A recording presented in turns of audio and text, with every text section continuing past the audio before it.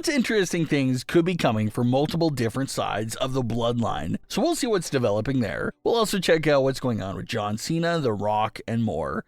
Starting things off with the latest for WWE's #1 feud at the moment, and that's obviously John Cena versus Randy Orton. This program kicked off on the Raw after WrestleMania when Randy Orton unleashed a surprise attack on John Cena.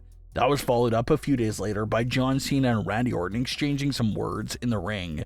They exchanged blows, and John Cena had one of the most brutal lines of the night, where he promised to put an end to Randy Orton's family heritage and erase the 3 generations from history. Randy Orton had his own solo promo on the May 2nd edition of SmackDown, where he continued to respond to all the things John Cena has been saying. Randy Orton said that John Cena had always been this same man, and Orton knew that for himself ever since day one. It just took over 20 years for the whole world to see this real side of Cena. Randy Orton also appeared to make a reference to The Rock, noting that John Cena is a shiny new toy to be played with by the ultimate puppet master. Randy Orton did not mention The Rock by name, but that label of ultimate puppet master has to be The Rock. He's the only one that fits that label. So that's another big reference to Cena and Rock's partnership, even though, like we mentioned several times since WrestleMania 41, The Rock and John Cena's partnership is pretty much non-existent within this storyline world. We saw The Rock and John Cena technically come together at Elimination Chamber, but there's been absolutely no follow-up at all to that specific big moment. So we, the audience, have no idea how involved The Rock's character is with what's going on with John Cena. If they talk regularly, if he's the one giving him the specific dates and matches, or anything like that, we don't know. They've given us absolutely nothing in terms of what John Cena and The Rock are up to together. Nothing solid about what's happening there at all. But at least we got another reference to the partnership here by Randy Orton. Cody Rhodes mentioned The Rock. Randy Orton now mentioned The Rock. So it's something that Cena's opponents are acknowledging, but John Cena himself has shared nothing on The Rock and has not even made any mention of The Rock after the heel turn. So a lot of weird missing pieces there, but with the constant references to him, everyone's hopeful that we'll get more info about The Rock and Cena, at least by the end of the year. If they don't ever revisit The Rock and Cena's partnership and expand on it, that's going to really sting the story. But as of right now, Randy Orton is the main obstacle in John Cena's way. Randy is declaring that he's going to put an early end to John Cena's title reign at Backlash. But there's a mixed feeling amongst the community. You got your fans that think Randy Orton has a good shot at taking the title off Cena here in this spot.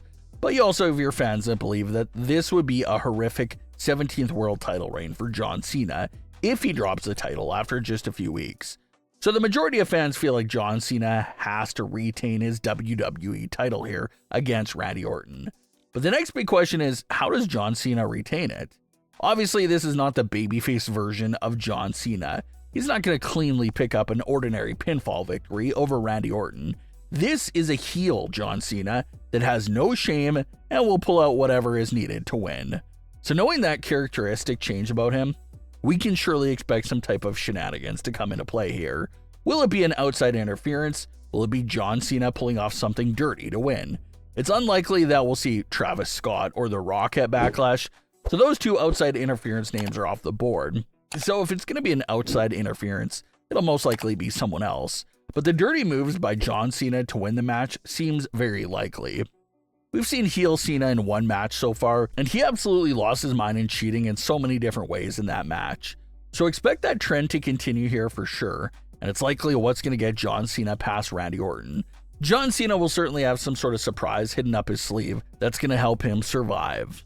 Tama Tonga and Tonga Loa may be out of action at the moment, but the new Bloodline story is continuing with all the focus being on Solo Sikoa and Jacob Fatu. Solo and Jacob's relationship in the WWE started perfectly. Solo brought Jacob in and gave him the opportunity, and Jacob took it and was extremely grateful for it. Jacob was declaring his love for Solo at every single chance he got. What changed their relationship was certainly Solo losing the tribal combat match to Roman Reigns and abandoning the new Bloodline for several weeks. After that happened, Jacob took over on his own and started his singles run, and even after Solo returned, Jacob's momentum was already full steam ahead and never slowed down, which led to Jacob even winning the United States title at WrestleMania 41. Although Solo seemed happy for Jacob, you can feel a sense of jealousy there from Solo onto Jacob. Even on the Smackdown after WrestleMania, Solo basically tried to take full credit for Jacob's success and title win, but Jacob grabbed the mic and said his own piece. And then on the May 2nd edition of SmackDown, we saw what appeared to be Solo trying to reason with Nick Aldis on Jacob's behalf. But all Solo's words did was make the situation worse, and instead of Jacob defending his title in a triple threat match, he now has to defend the United States title in a fatal 4-way. After Jacob left the room, Solo said Nick Aldis was setting up Jacob, but Nick told Solo that Solo's the one that's really setting up Jacob here. And that's exactly what the story appears to be. On the outside, Solo Sikoa appears to be happy that Jacob brought the title back to the family, but on the inside, Jacob's success must be burning inside of Solo. There's just so many valid reasons for Solo to absolutely despise Jacob Fatu and be so jealous of him.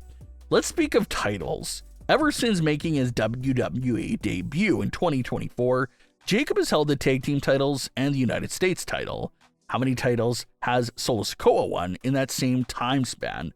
Absolutely nothing at all. Let's talk about WrestleMania matches. Solo's been on the main roster since fall of 2022, and even though he's had a few run-in roles at WrestleMania, Solo Sikoa himself has never taken part in an actual WrestleMania match. Jacob Fatu, on the other hand, steps right into the company and has a championship match right away at his first WrestleMania. So the more you dig deep, the more you can see where this is going and how it's going to eventually implode for Solo and Jacob's relationship. Solo can only fake his happiness for so long before his true colors eventually show. He's extremely jealous of Jacob, and Solo's going to eventually come for the United States title. And that's going to be an outstanding feud for the United States title. It's been a while since the US title had a feud of that magnitude. So, Solo versus Jacob will be absolutely massive. As far as when the feud and betrayal will actually kick off, that's still unknown. It definitely appears to be more of a slow burning type of story. Maybe they save it for Money in the Bank, or if they stretch it quite enough, it could also be a big SummerSlam match as well. So don't fall asleep on Solo and Jacob because massive betrayal seeds continue to be planted there. But what are your thoughts on today's stories? Leave your comments below. Don't forget to subscribe with all notifications on, and leave a like if you enjoyed. Thanks for watching, guys.